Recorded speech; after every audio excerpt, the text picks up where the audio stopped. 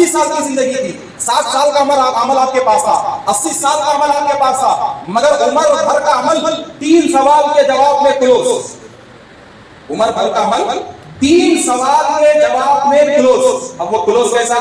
پہلا سوال فرشتے پوچھیں گے من ربک، دوسرا ما دینک، تیسرا رسول اللہ صلی اللہ علیہ وسلم کا دیدار ہوگا قبر میں، اور مردے سے پوچھیں گے کہ ان کے بارے میں آپ کیا کہتے تھے، آپ کا ان کے بارے میں کیا تھا. یہ 3 سوال ہوں گے. تو اب ایک اللہ کے ولی، ایک نیک بندہ عمر بھر اللہ کے لیے اپنا سب کچھ فنا کر دیا، اللہ کے لیے اپنا سب کچھ چھوڑ دیا، وفات کا دن آیا، خبر میں دفن ہو گئے اور اللہ کے ولی کے پاس فرشتے گئے. پہلا سوال ولی سے کیا من ربک، تو ولی اللہ کو کیوں نہ پہچانے؟ بولو من ربک. جب فرشتے پوچھے تیرا رب کون ہے تو ولی اللہ کو کیسا نہیں پہچانتا، جبکہ ولی نے پوری زندگی تو اس کے لیے قربان کر دیا. اب دوسرا پوچھیں کہ ماں دینوں کا، تو اسلام کی تبلیغ تو ولی نے پورے زندگی کی، تو اسلام کیسے ولی نے پہچانے گا. تیسرا سوال رسول اللہ کا دیدار، تو ولی کا مقصد خود وہ دیدار تھا، وہ چہرے کو کیسے نہیں پہچانے گا. ولی کا مقصد صرف وہ دیدار تھا، چہرے کو کیسے نہیں پہچانے گا. تو جب 3 سوال میں یہ نیک بندہ کامیاب ہو گیا تو انعام دینے کا ٹائم آیا. تو فرشتے کہیں گے کہ حضرت ماشاءاللہ آپ تو کامیاب ہو گئے. کیوں کامیاب ہوں گے؟ آپ تو پوری محنت جس نے کی، تو کیا کرنا؟ تو فرشتے کہیں گے دیکھیے حدیث کا جملہ دے رہا ہوں. فرشتے کہیں گے کہ حضرت آپ ایک کام کیجیے. بولے کیا کرنا؟ تو اب دیکھیں غور سے سنیے. فرشتے اب اس نیک میت سے کہیں گے، ولی سے کہیں گے نم، اب آپ سو جائیے. ایک اور جملہ آیا ہے نم، آپ سو جائیے. نیک مردے سے، نیک میت سے کہتے ہیں نم، آپ سو جائیے. کیسے سو جائیں؟ تو فرشتے کہتے ہیں کا نومۃ العروس، ایسے سو جائیے جیسے دلہن سو جاتی ہے. تو عرس کہتے ہیں کسے میں آپ کو بتا رہا ہوں. کیا کہیں گے فرشتے؟ نم کا نومۃ العروس، کہ آپ سو جائیے. مگر کیسی نیند سو جائیے؟ ایسی نیند سو جائیے جیسے شادی کی پہلی رات کی دلہن سو جاتی ہے، ویسی نیند سو جائیے. تو اب تھوڑا اپنے تجربے پہ آئیے اس حدیث کو لے کے. کیا دلہن سوتی ہے؟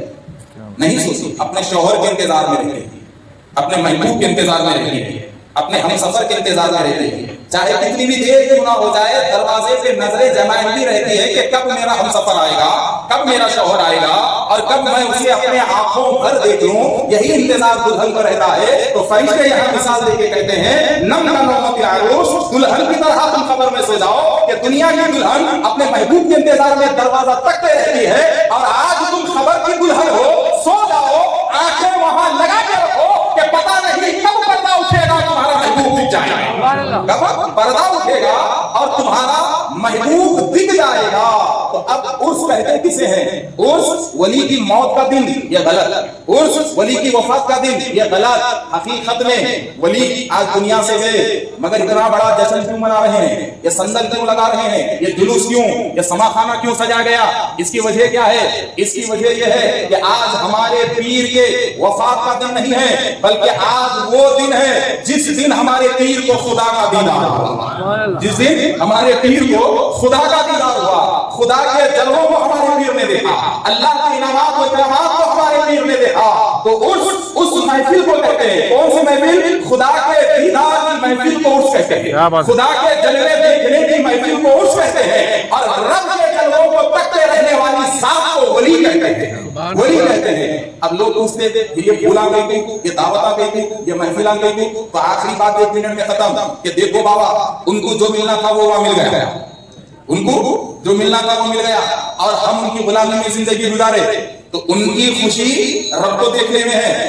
اور سال میں 1 مرتبہ عرس منا کر ہم اللہ کی بارگاہ میں شکریہ ادا کرتے ہیں کہ اے اللہ تیرا شکر ہے کہ تیرے جلوے ہماری پیر کے مزار پہ رہتے ہیں، تیرے جلوے ہماری پیر کی مزار پہ رہتے ہیں، تیرا شکر ہے. تو بس بات ختم کر دیتا ہوں. بس اتنا ہی یاد رکھیے، جو اندر جا کر بے خبر رہتا ہے اس کی خبر ہوتی ہے، اور جو اندر جا کر باخبر ہوتا ہے اس کی مزار ہوتی ہے. اور عرس نام ہے خدا کے دیدار کا. اس محفل کا نام ہے جس دن مرد خدا کو اللہ کا دیدار ہوا ہو. اور اسی نسبت سے شکرانے کے طور پہ اہل خانقاہ اور اہل خانوادہ بڑی بڑی محفلیں کرتے ہیں شکرانے کے طور پہ. خدا حافظ.